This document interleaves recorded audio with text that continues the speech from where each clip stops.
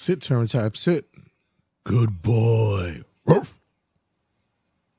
5, 4, 3, 2, 1, 0. All engine running.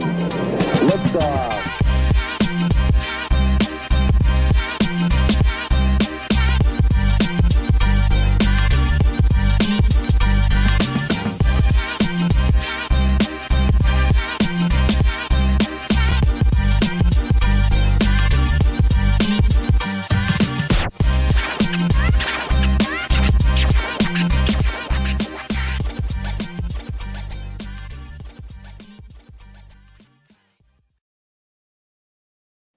So yeah, things have changed since you last were in the building. So. Yeah, absolutely. I mean, before I think everything was on the phone. We was doing like a voice call before. Now you guys can actually see my face. So Yeah, exactly. We got the man himself, the Janai is in the building. God, it's been a minute, man.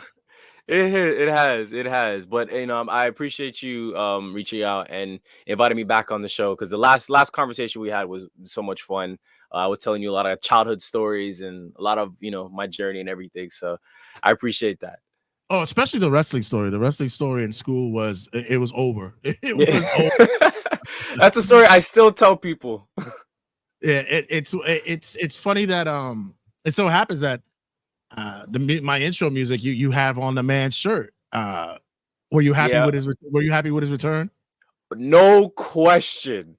No question. CM Punk is my guy, not even just like as a wrestler, but I draw so much inspiration from him, even in my videos, like in the way that I structure the things that I say and everything. So it's like seeing him back in the WWE, it was cathartic. It was surreal, honestly, because it was like you never thought you would see that again. It was kind of like Bret Hart coming back to the WWE and shaking hands with Vince and Shawn, and it was great to see. And I know a lot of people have mixed feelings about that, and rightfully so. But still, like I'm happy to see him back home, especially. The last time we spoke, it was we were looking at two different spectrums of wrestling at the time. We were watching AEW on the come up, and WWE was what they were usually at. They were at their point in time. Mm-hmm. Now we're looking at possibly a pendulum switch. You agree with there's something going on here? This is something that, I mean, as wrestling fans, that we've all we all pretty much know that the WWE thrives with competition, and especially in the 90s when WCW hit their stride with the Outsiders and the NWO, and the Monday Night Wars. Nitro was kicking WWE, kicking Raw's ass in the ratings, and then somehow Vince, I mean, say what you want about Vince, he's definitely a scumbag for the things that he was exposed of, but as a wrestling mind, he is a genius, and he was able to create the best situation in the Attitude Era and start that, put WWE in a good position to finally dominate WCW, and then send WCW down that tailspin that they were in. So right now, I think we're sort of seeing history repeating itself. AEW thriving, and then WWE saying, "Okay, how do we respond to that? Let's hit them upside their heads." Yeah, I think that now with the I guess you could say the chains released off of creative, that they've now opened up the doors to different possibilities. And speaking of open up doors, we just saw that someone walked through the it's not the forbidden door. She labeled it the prohibited portal. Jordan Grace, she makes the TNA Women's Champion, right? Yeah, she makes her way through there. Shout out to my boy at VXS Wrestling, my guy. He's showing us love right there. I would post the chat, but it's not YouTube appropriate. But it's showing love. No problem. So what's your thoughts on that possibility happening there? There has been talks of TNA and WWE doing a little bit more of a partnership or a relationship going on there. Helping WWE, helping TNA, helping both. What's your thoughts? I think I think it's a good idea. I think it's in like I said too with the WWE and AEW situation and WWE and or at the time WWF and WCW, history is sort of repeating itself, right? So with WCW and WWF, you had WWF helping out ECW just quietly on just on the low. Um and sort of same situation here. And I think that with the company, it's like night and day with Vince running the operation and Triple H running the operation. I think Triple H is not as big on the monopoly of wrestling. He's not trying to I at least from what I see, I don't think he's trying to monopolize WWE. I don't think that he's trying to homogenize the professional wrestling industry and just make it one company and one company only. So I like that he's able to, like, I forget which house show or which indie promotion he showed up at, and people were freaking out because this is Triple H at this indie promotion, COO Triple H at this indie promotion. So it's like he's able to do that stuff. He's able to open up these doors for TNA wrestlers to come and be in the women's Royal Rumble. And like I think that's beautiful. And especially, I mean, TNA needs it because TNA hasn't necessarily been in the best shape since Hulk Hogan took the reins in 2010. Right. Exactly. And it's funny because that was our option at the time. That was where we went to for alternate or opposite WWE style of wrestling. We went to TNA, and then once they went under the umbrella of Access, it's Access up there in Toronto. Do you get that up there? I don't think so. Yeah. Yeah. It's a cable network, and they pretty much it's mainly for music. That's why I would find it more interesting for you, because it's mainly a music station, but they do, like, they play concerts and all that stuff, but they run TNA up that way. Which, by the way, what is the indie scene looking like up there in your area? Well, I have a friend that always invites me to a bunch of indie shows, and I never go because of either scheduling conflicts or I just didn't really feel like going out. But my mom, surprisingly, has been to an indie show and she likes it. I mean, I think the indie scene out here, it's not as big. Not a lot of people, like, if you're really in the know about, like, just like if you're a real wrestling head that watches everything wrestling, then you would know about the Toronto indie scene. But I wish that there would be more spotlight on it, especially from some of my wrestling fans too, because some of them, they will go but they won't really tell. Like, I feel like they'll gatekeep the indie promotions. No, because I know a lot of companies on this side, on the Northeast, on New York City, so they love to make their way up there to Toronto and the Canada area and get that audience. It's always a rich, exciting audience that they can get up there, especially when it comes to the indies.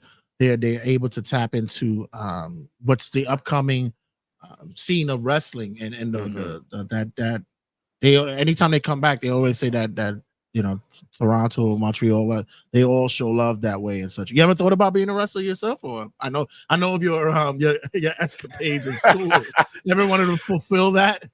No. I think from watching wrestling growing up and seeing what these guys have to go through in the ring and everything, and even outside of the ring, as far as like keeping a regimented schedule and working out and stuff like that, it's like I have the discipline. I only have so much discipline to work my body up to that. And I mean, as you can see, I'm Twigman right now, so like, it's not.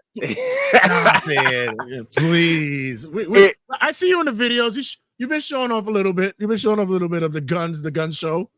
A little bit, because I've been working on it a little bit. It's a little. It's a 9mm. It's not quite AK-47 yet, but it's a little shooter. But no, I just never. I mean, sometimes I would flirt with the idea of being like, maybe I could do it, but then I'm like, nah, because it seems so. It looks so not easy, not simple, but it looks. For lack of a better word, it looks so easy and simple to just hit an RKO on somebody or a GTS, but there's so much that goes into it. It's I for me, it's always been, you ever thought about it? Have you ever done it? I was like, no, Are you insane? I'm not getting involved in that. I said the furthest that I would have ever probably gone is to ref or even be, I would have played a managerial role, something of Yeah. that nature. But I said going there, no, that's ridiculous. It's not gonna happen for me. So what But is it? oh, sorry to cut Yeah. you off, but I do have to like sort of give a shout out to and show some love or show give some flowers to Logan Paul Oh because yeah. I think that's a situation where you have somebody who never would have thought 10 years ago, you never would have thought he was going to be in the wrestling ring because he was doing YouTube and getting in trouble on YouTube, but he was mostly a YouTuber and everything. And, you know, he was on Disney Channel with the show Bizarre Dwarf. And fast forward, now he's in the, and he's probably the only, to at least to my knowledge, or to at least that comes to mind, it's probably the only influencer celebrity who has transitioned into the ring, and he's good. Like he can put on a good match with a good with a Seth Rollins or with an AJ Styles or a Rey Mysterio and save Rey Mysterio from a near death experience. And you could tell that he really loves it and he really enjoys the craft of wrestling. You know, so that's like a situation where he saw it and was probably like, "Oh, this probably looks easy. He could do it." And then he's doing it now, and he sees the other side of it, and he has a totally different appreciation for it. So I have to give my flowers out to him, and even bringing out like Speed out to do some spots, get RKO'd by, which I've watched that clip probably 1,000 times, watching Speed get RKO'd. Yeah, we were watching it we were watching the Rumble at a bar that we hang out at. They had their first wrestling event there. We threw out there. It was a Turnbuckle Tabloid event, and the other patrons that were there had no clue that Logan Paul was in the wrestling scene. Had no idea, and they're like, "Is that Logan Paul wrestling?" Like, and they were captivated by it. They were like, "Wow, he's really into it. Like, he's good." Yeah, and it just. It's double-sided because then you get people who are like, this mother, like, really, you take it to like, you really take it to like a duck to water. Like, how can we do that? It's almost like me picking up the mic and just hitting a quick 16 and just getting rapid bars in there, like in a battle rap. Well, I mean, if you're good, then people will probably look at you and be like, yeah, okay, never mind. Years ago, I couldn't get in the ring with the likes of a DNA, on those guys like that, or Charlie Clips. Years ago, I could have done that. Cassidy, Arsenal, them guys, Yeah, but and which is crazy because that's another topic of conversation as well when it comes to wrestling, is that they are now more into the scene more than ever when it comes to wrestling. You got the Griselda are big wrestling fans. I see them pop up. West Side Gun pops up to a lot of indie shows out here. Yeah. Like I mentioned, DNA Clips. I've seen them at shows and they're really fans of it. How's been your thoughts about that crossover when it comes to hip hop and wrestling? I love it because hip hop and wrestling. If I remember, I feel like we might have talked about this on the last one, but if in case we haven't, I can reiterate it or whatever the case. Hip hop and wrestling, there's similarities. There's like a marriage between the two because there is ability and technical ability that's obviously a part of being a wrestler and being a rapper and everything, but the core of it is the promos with wrestlers. And when I hear a Shawn Michaels on the mic or a CM Punk on the mic or a Roddy Piper on the mic, it's like they're rapping. They're telling the audience, I'm dope. I'm the best in the world. I'm the Heartbreak Kid, the showstopper. I'm this, I'm that. That's that bravado that rappers have. So it's like to see that, to see those two worlds collide is perfect, and I love seeing it. I love seeing Sexy Red at NXT. I love seeing Arsenal backstage with Shawn Michaels and taking a flick with him and Trick Williams. I love seeing that. I love it. I love it. Yeah, it's also that it kind of hurts me a little bit because wrestling fans, we were in a secret society, bro, and now all of a sudden, whenever we were here, we're here at these battle raps and such, and they're doing smack, events and such, and somebody drops an Undertaker line, we'd look at each other like, Yeah, it's like we the only ones that get it, but now Yeah. everybody in the room gets it. You know, somebody's hitting to say I'm a phenomenal one without no AJ Styles and blah blah. blah. I'm like, see, for now it's kind of it's the open. No, but it's a beautiful thing. And then, you know, we saw Wayne come out, and Mania, Meek Mills was in there, of course, because they were in Philly and such. Yeah, Uzi Vert, Travis Scott, like I love how it's really, honestly, I think it's more so the wrestling world embracing hip hop more than it is hip hop embracing the wrestling world. Because I feel like over the years, hip hop has embraced the wrestling world in ways that, even though, like, yeah, like the WCW era, you did have like the No Limit Soldiers, but but I think it's different in this sense where it's like, I feel like the WWE is actually making more of an attempt to plug in hip hop into that world, whereas hip hop has, you know, has always sort of, like, a lot of rappers grew up watching Hulk Hogan or Bret Hart or Sting or Undertaker and Stone Cold Steve Austin. They grew up watching that, and Right. it's almost like they kind of channel that, or channel Stone Cold's energy or The Rock's energy onto the microphone. So, like, again, I'm over the moon about, like, anytime I see it, I'm like, yes, this is amazing. Ben the Bread, he chimes in saying, "Evening from sunny England, Mooks." much love to England. Much love. What's been the, you know, we've seen the highs and lows when it comes to wrestling and in hip hop as well. You know, there was even that point in time where people were believing that, you know, hip hop's dead. Everything's pop now. But then once again, to me, I saw a resurgence. I also saw my OGs, my Nas's, my Rakims. Hell, M just dropped something recently. Like, it seems as though like there might be a come up on that side. What's been more of a bigger I guess a rejuvenation in genres? Has it been wrestling or has it been hip hop? I would say that's a good question. I think that with hip hop, and I have to be very, I guess, careful with how I say this because it's like with hip hop, I know, like, over the years, it feels like every year people have said hip hop is dying for whatever reason, right? But I think that as long as, like, the culture of hip hop is still alive, like, the music is always going to be, like, the fact that hip hop is like number one, the number one genre of, like, has surpassed rock and roll music, and we're seeing our legends get inducted into Right. the Hall of Fame, like the Rock and Roll Hall of Fame, and, you know, they're getting lifetime achievement awards at the Grammys. Like, NWA got one at the Grammys, right? It's like hip hop can never die to me. But as far as, like, the resurgence, I think that while hip hop has always remained mainstream, wrestling at a time sort of fell out of the mainstream. And when it fell out of the mainstream, it was kind of hard to watch because it was like WWE had the PG era and it was only Cena all the time. And the creative didn't know what to do with all the other wrestlers. And then all the other wrestlers had to jump ship. They either went to Japan or they went to TNA, and TNA wasn't as big. And it was sad to watch. And people kind of looked at, I remember there was an interview that Simon Dean did when he was talking about the Benoit thing.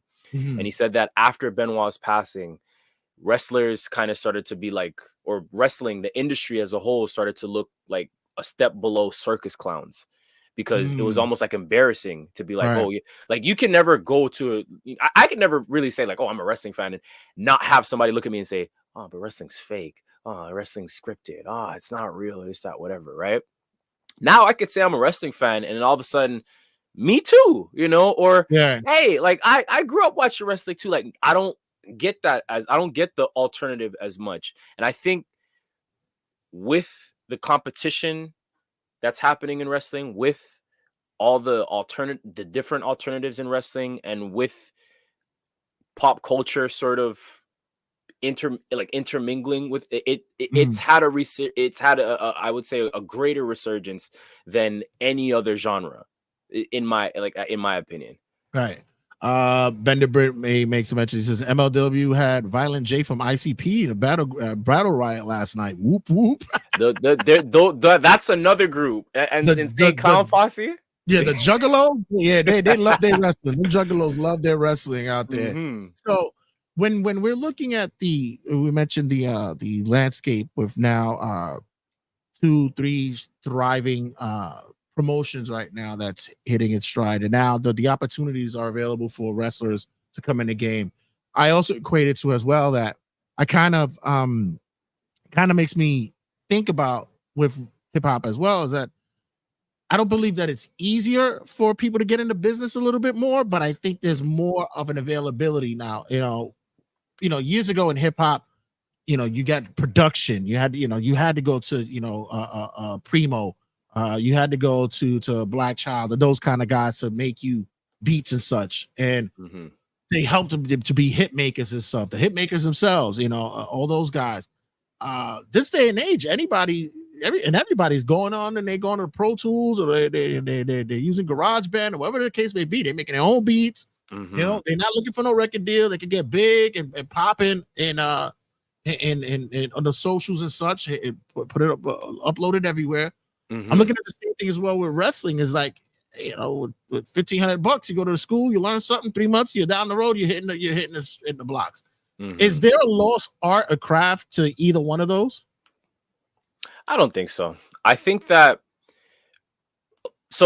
as far as hip hop is concerned, I think that you will always have somebody who thinks that, oh, I could just, go to FL Studio, make me a hot little beat, say anything over it, and then release it online and see what happens. But I think that with hip hop, because hip hop is such an emphasis on self-expression, I think that with a lot of people on the internet, like a lot of up and coming artists, like there's always going to be that grind of being like, okay, I'm gonna put this song out there. If it doesn't do anything, or I'm gonna put more song. Like it builds. I think it builds more of a work ethic, because you'll have a rapper who makes one song, it becomes a hit, and then they feel like, oh, I don't have to do anything anymore. Like this is all I need. But if you have that one rapper who, or 2 or 3 or 4 rappers who makes that one song, it doesn't hit, or it doesn't, it doesn't translate or anything like that, it doesn't get the views or the listens that they're going to go back to the lab and be like, okay, how do I improve on the next one? So that's going to build that work ethic, and the artistry is going to grow because of that, because you're going to think, how do I make my flows tighter?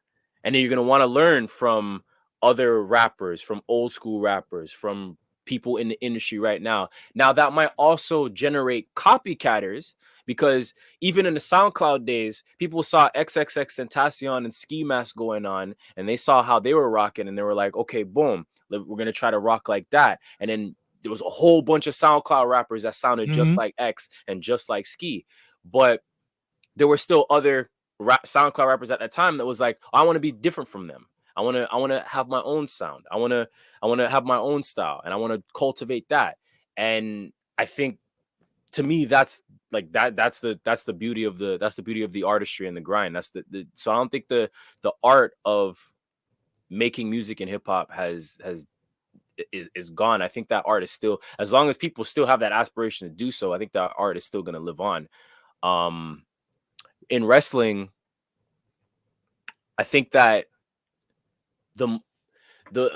it's sort of like a badge of honor when you step in the ring and you actually like have a nice little match, and there's that adrenaline, there's that thrill, there's that rush that comes over you after you feel the crowd, because wrestling is very much crowd oriented, yeah. So I think that it's going to, if you stepped in the ring for the wrong intentions, afterwards you're going to want to continue because of that feeling, that rush, that adrenaline. And then it's going to make you want to learn more and learn from other vets and learn from other indie promotion, other wrestlers in indie promotions and things of that nature. So I think it's all sort of like a snowball effect. A snowball effect. Yeah, we got to get you to a wrestling show soon enough, bro. Because like you've been to concerts, I see you out there, and you love to get that energy from the performer, the crowd as well, and then so we got to get you to a wrestling show soon enough because we need you to start interacting with more people out in the wrestling field. We need you walking around there, going up to 2 suites with everybody. I'm trying to go to because I know what WrestleMania is in Las Vegas next weekend next year. Next year, next year. Sure. Yeah. No, if it was next weekend, I don't know. I'd have to drop everything. But if it's in Las Vegas next year, I currently have something lined up with Las Vegas as far as like I get like a free stay out there. So okay. And it doesn't expire. So I want if my first wrestling event is going to be WrestleMania, it's going to be Vegas. It's going to have to be WrestleMania. Especially going to be in Vegas. It's got to be there. Yeah. It's when you're coming up with your subject matter, your subject type, because you're one of the few that I know who goes in depth with your research. I loved your breakdown when it came to diss tracks, when the history of where it comes from. I loved your breakdown on the Kendrick and Drake stuff. It was very impartial, but also very the subject matter, the content that you mentioned was something on the surface that a lot of people wasn't really paying attention to. Do you know that initially when you're going into it, this is gonna be my passion subject matter, or this is something that we're gonna talk about? Hell, even your discussion with the battle between Disney Channel and Nickelodeon, which was hilarious, but it was actually cool stuff. Do you know along the line when you're setting this up, it's like, this is going to be fun? A lot of the times, yeah. Like, I think I was watching a lot of times I just rewatch some of my old videos just to sort of see like, okay, this is where I was at one point. How did I improve? And it's just like for myself. And one of my favorite beef breakdowns is probably the Ja Rule 50 Cent one. Because I felt like I was having so much fun with like the references and with like just the way that I wrote everything out and just like the direction that I knew I was gonna. And the thing is, a lot of times I don't even know where I'm gonna go with the topic until either I start shooting it or I start editing. Because I can start editing something and I can just be like, wait, hold on, that's maybe if I put this here instead or whatever. But a lot of times when I'm shooting, I'll say something and then a thought will come to me and I'm just like, oh, wait, I didn't even think of that yet. Hold on, let me put that in there. Or I didn't even think of that when I was writing it, or I didn't. So like, yeah, a lot of times I know when I'm having like you just feel it, when I'm making these videos. And for me, it's like I try to do my videos in a sense where Ice Cube's diss track about NWA was probably my personal favorites. You gotta go. You gotta follow the young man. He's really good on TikTok, and now he's on Instagram as well.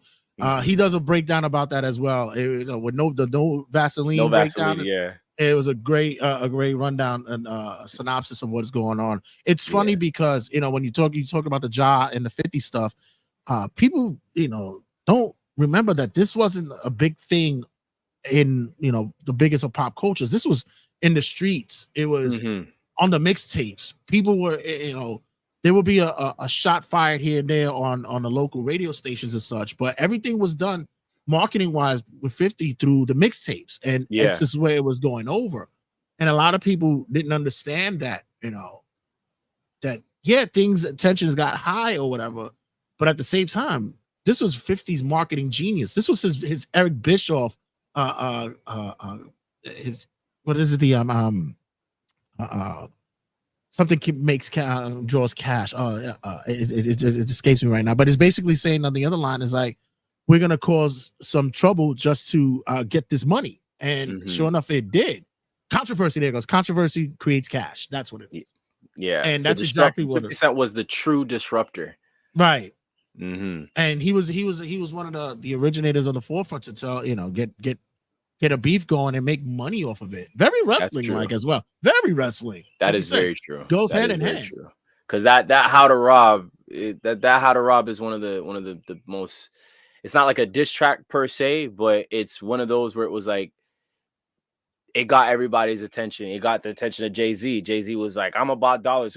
Is 50 Cent? Like afterwards, and his Sticky Fingers, he responded and everything. So it's like that, yeah, like he is like, he's a war machine, but he's also that war machine that like, it's like, I don't know if it's a good idea to try to mess with him either. Like, because he's a different kind of beast. He'll attack you from different angles. He'll either make jokes about you, he'll expose something about your life, a la Rick Ross. Like there's so many different directions he could go, and it's like you can't really go at him with anything else because there's really nothing you can really talk to 50 Cent about. You can't really say he's soft, because a lot of people in the streets will tell you no, he's not. You can't really say that can't really talk about him getting shot, because he talks about it like it doesn't matter. Right. Yeah. I love MGK's Rap Devil Actual Tune by Eminem Kill Shot is a better diss track. I mean, you're going at M. I mean, honestly, what you think was gonna be coming out of that? You know, you don't let the sleeping dog lie. You're waking up a monster when you're dealing with M at times. And that's what I felt about the Kendrick joint. That's what I thought about the Kendrick and Drake thing. I was like, you don't listen. If you keep poking that lines, then the line's gonna raise his head at one point and be like, all right, I might have to step out of here and do a little clawing and biting just to let you know I'm the reason why they call me the king of the jungle is the reason why they call me the king of the jungle. So I had and the shit with that too is that it was a catchy motherfucking track. That's the shit that people don't understand, is that once you make a diss track and it's fucking catchy, then now that it's certified. That's true. That's true. Because hit 'em up, like catchy as hell. Back to back Drake. I mean, the fact that Kendrick took a page out of Drake's book and said, I'm gonna make something that's gonna bang in the clubs and you will never escape it. You will never escape it. Like I could imagine Drake in a club or anywhere, like in Turks and Caicos or whatever, and the DJ was just so reckless and just be like, yo, we got Drake in the house. Yo, Drake, this is for you. Dun, dun, dun, dun. And he's just like, man, turn this shit off, bro. Yo, turn this off. I remember when Kwame did an interview and he was talking. He said, I knew my career was over when I was in the club listening to Biggie. And it says, and he said the line about your life is played out like Kwame and those fucking polka dots. He's like, it was over. He said it was over. He said it was done. Speaking of which, do you do? I mean, of course you do, but like, how intense is your research when it goes back? Because, like I said, you're a fairly young man and you know a lot about hip hop and the culture, such like that.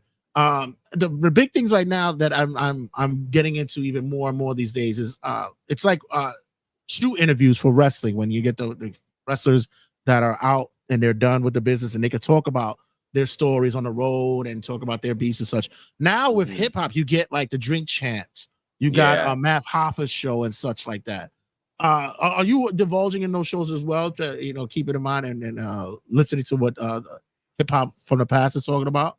Yeah, because I think one of the biggest things that I try to emphasize in a lot of my videos is context.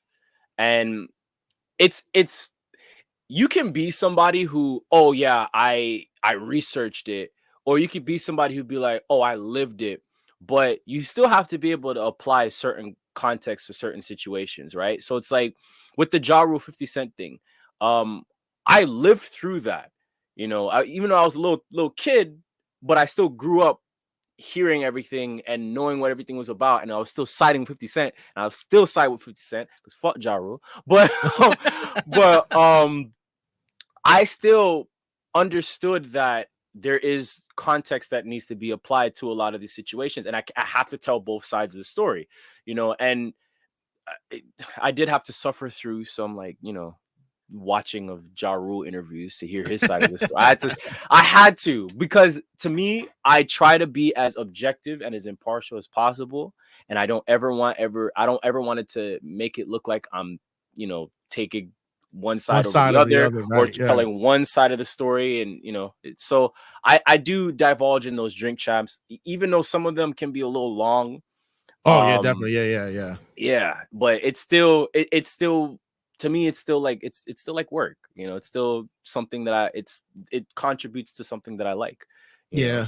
I do I do the same when it comes to the wrestling stuff. It's like, some of these stories are being told. Cornette's show could go a little bit too long, and sometimes I'm like, you know what, just give me the edited version. Yeah, I'm yeah. okay. I don't need all that. I hear Bischoff the same. It can be a little bit long winded, but it's good because you're not going in, blindfolded. You're going in knowing the area of subject matter that you're going to go into, and Mhm. it takes people understand, like, your followers, your listeners and such, they respect it, and that's why you get the following that you get. Mhm. How's it been the last time we spoke? Your numbers have excelled immensely, bro. Like, Yeah. you've been touching down. Is the reception going well with everyone? I know you're gonna get your people who are gonna have their different views of it, but how's it been going on with that?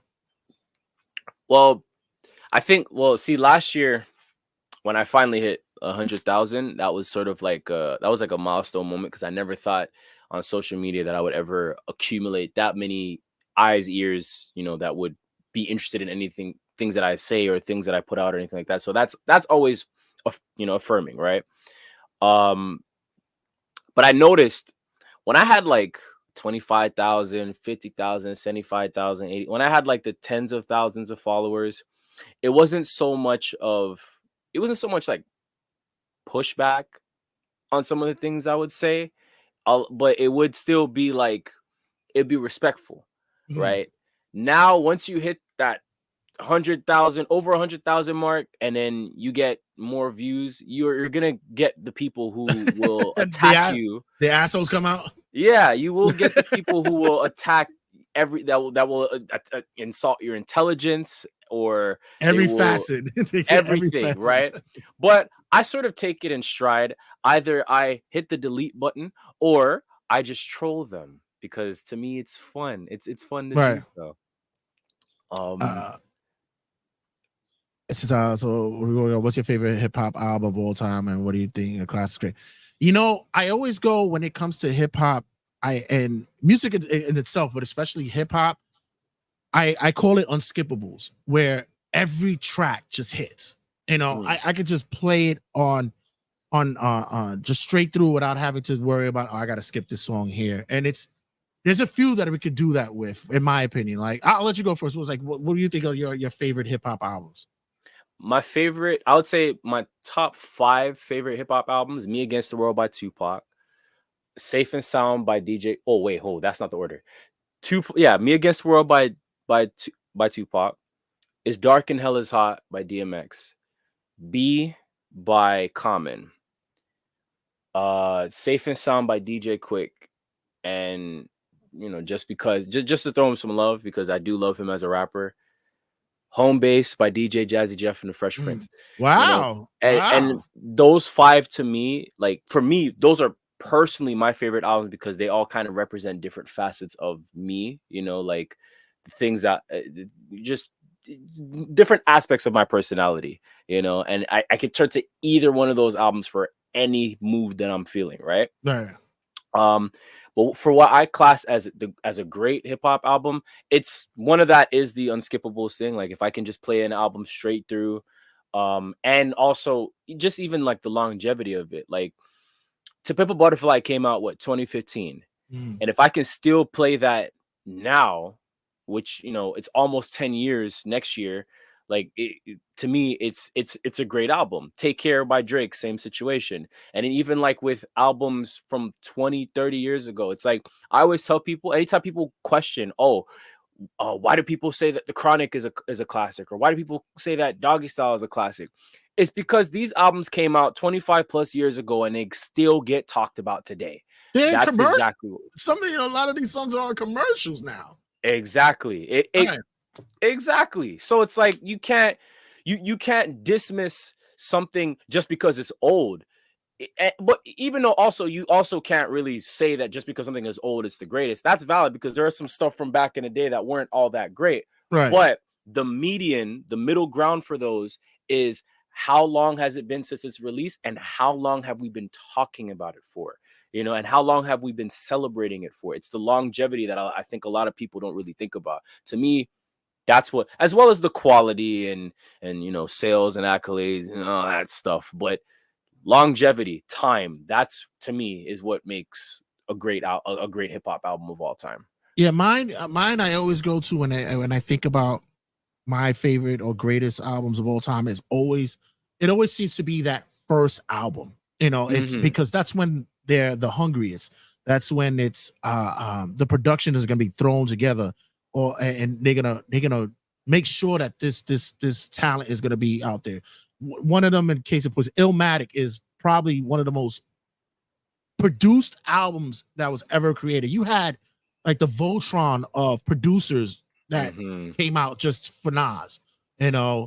People that you didn't know were even producers and making music were doing their thing on that album.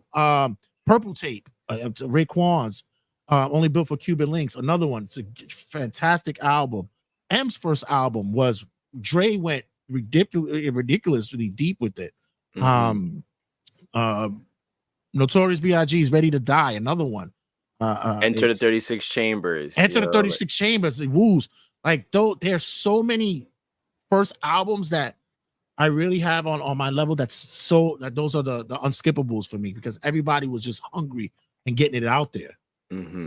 For me, if somebody were to ask me what the greatest hip hop album of all time is, though, like it'd be like, anytime I get faced with that question or I see that question anywhere, I think the one album, and maybe I will acknowledge that maybe it's my own personal bias because Tupac is my favorite rapper of all time. Right. But even objectively speaking, when you look at All Eyes on Me and you look at just the energy Tupac had on that, he was fresh out of jail.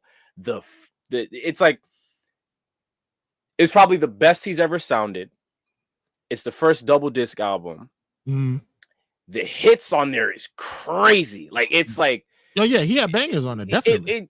Insanely crazy. And even just like some of the deep cuts that are on there, like the ones that are not on the radio, like Only God Can Judge Me. And it's like Ain't Hard to Find, with like, and then the features.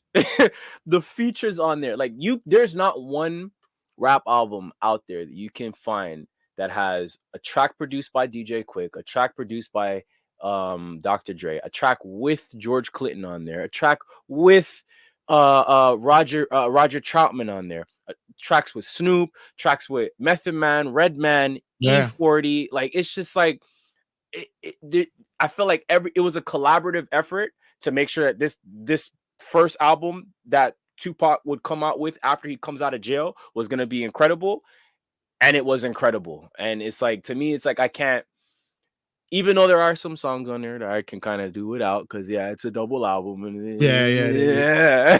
But even still, like, I'll still have it on in the background and do other stuff. I'm not gonna skip it. I'll just be like, I'll have it on in the background, whatever. Yeah, you mentioned two of my favorites as well. I mean, Meth's Tikal, Redman's What the Album, even There Is a Dark Side. I mean, Red has always been not my favorite of all time, but goddamn, he's always been on my top 3, Redman. And that's big coming from you, because you're from New York and he's from New Jersey. Y'all don't really.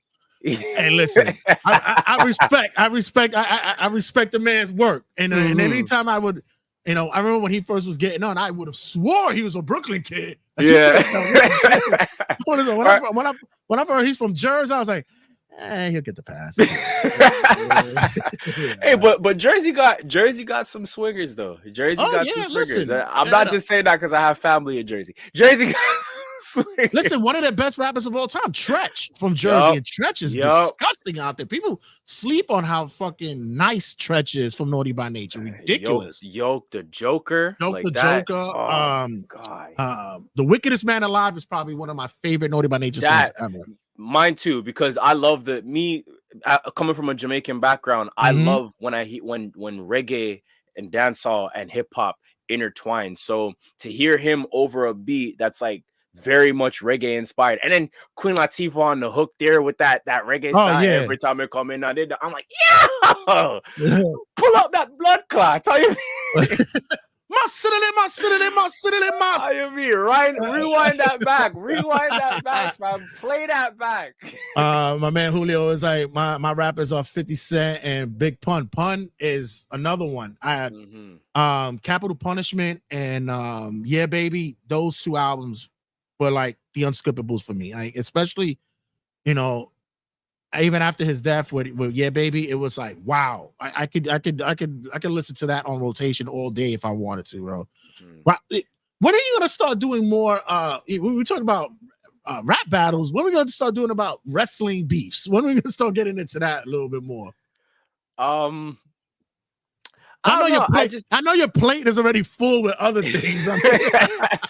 I think when it comes to like wrestling content on TikTok, especially, I feel like there are so many people that are doing it. Like there's Santi, there's the I forget that other guy's name, who every time I see him, his voice kind of like in his videos, his voice kind of sounds a bit like, all right, let's talk about when this thing. No hate to him though. It's probably JD from NY. It's probably him. I think so, but I think it's probably him. But there's just so much wrestling content on TikTok, and even though I know I could tackle. Oh, I know you're talking about. You're talking about my boy M2 Inc. That's what you're talking about. Yeah, yeah. He's a friend of the show. Shout out to M2 Inc. For friend of the pod. Yeah. But I feel like, and I know just based off of like the content that I do, and even though that there is already a space for people who do pop culture and music content, like I know that I could always talk about something new in these type of situations. But it's like with wrestling beefs, it's like it's like there's only so much you can really. In hip hop, there's really only so much you can pull from too. I don't know. There's just so much you can really say about like Edge versus Matt Hardy, that whole situation. Or I was thinking about the way that the beef that went down with Kendrick and Drake. It reminded me of Sean and Brett back in the day. It did. Honestly, that would be a good video comparing rap rivalries to wrestling rivalries. That would be a good video. Thank you for giving me a content idea. I can't wait for it to go up. Yeah, I'm definitely gonna get to work on that. Speaking of which, I was gonna tell you that before I let you go, because I know you've been more than generous with your time, bro. But you are swaggy when it comes to your fit, and you do a lot of pulls. Like you have that hockey jersey. Yeah. Like, please tell me you a thrifter. I don't think I got that at a thrift store. I think I bought that online. I think I bought it off like an eBay or something like that. Right. But I guess in that sense, yeah, I'm a bit of a thrifter because, you know, even if it's online on eBay or Poshmark or whatever, yeah, I'm a bit of a thrifter. I love to just look for old art, like old clothes, just like old artifacts, like all that jersey. Or like right now I have my eye on, because I have my dad used to have it's mine now, those old Fubu old Fubu City series jerseys that had like the city names on it. I have a New York one, but I want to get a Toronto one, and I keep looking online for one, and I just never I see the pictures, but it's already sold. And I'm like, whoever has this, if you're not from Toronto, you need to sell it to me, because I'm from the city. I'm a real dot man. So like, I need to be wearing this. Yeah, because I'm like, where is he pulling that shit out from? I'm like, damn, I said, this kid is way beyond his years. And this young man is like, he should have been during my time. I wish. Fit perfectly. Speaking of which, man, I'm excited because New York is getting Buju of this upcoming summer. Buju's gonna be out here, and I'm contemplating. I'm like, shit, he's not gonna be too far away. I might want to go to that concert. Definitely go, because I mean, Buju was probably like another artist that I know. I didn't think he would ever be out of prison. When he went to jail, but when he finally came out, and it's like to see the resurgence that he's had. He featured on Victoria Monet's joint, and like it's just like I love seeing that for him, because he's a great, like I made a video about my top 5 favorite dancehall DJs of all time, and Buju to me is like, as much as I would wanted to put him at number 1, to me, he's still top 5 all time. And to see him live, to see any dancehall artist live, first of all, in general, is like it's like a special treat. I remember a couple years ago, I saw Sizzla live, I saw Baby Sham, I saw Spraga Benz, I saw Yellowman, King Yellowman live one time. But like to see those guys live, it's a different kind of energy because they perform differently than like a hip hop artist or R&B artist or anything like that. They, you know, so if you have that opportunity to go see Buju Banton live in New York, go take that opportunity. Yeah, because and I definitely want to see who's going to open up for him, because that's going to be like it has to be a mega show in New York City. You know, I would love to see like maybe a Capleton or Baby Wayne or somebody else come out, because like. It's Baby like, Wayne, you're throwing it back. Oh my God. You said Baby Wayne, you threw that back. I know some shit. I'm telling you, boy. I grew up with some West Indians, so I know some shit. Like anytime I walk into the job and they hear me, you know, chanting and saying something out there, and they're like, "What do you know about that? You Puerto Rican?" I'm like, "Don't worry about that." But hey, we all one family. That's right, all one family. You know, and one blood.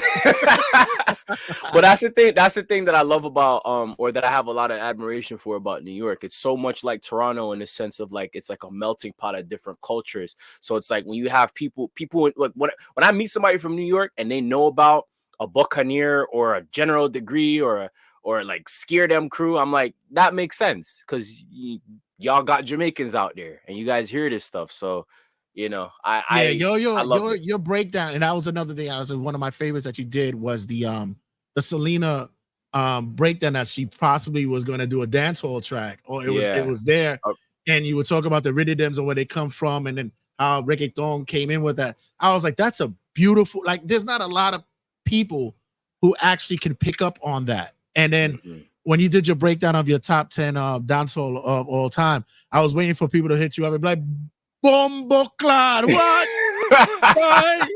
Well, there were some people. I mean, there are people in the comments who was just like, "Well, Cartel is number one," or it's that, you know what? I'm like, first of all, this is my favorite list. You know what I'm saying? This is not me saying like this is my. Well, actually, no, it wasn't an objective greatest list, because if it was my favorites, Bounty would have been number one. Right. Bounty was number two.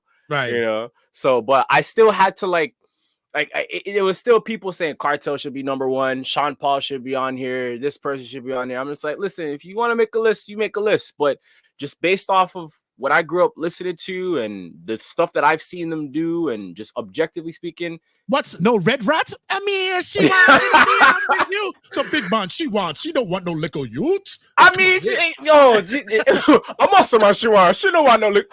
She better start go to gym. I mean, there's a lot, man. Red Rat had some joints. Hey, you girl in that tight skirts.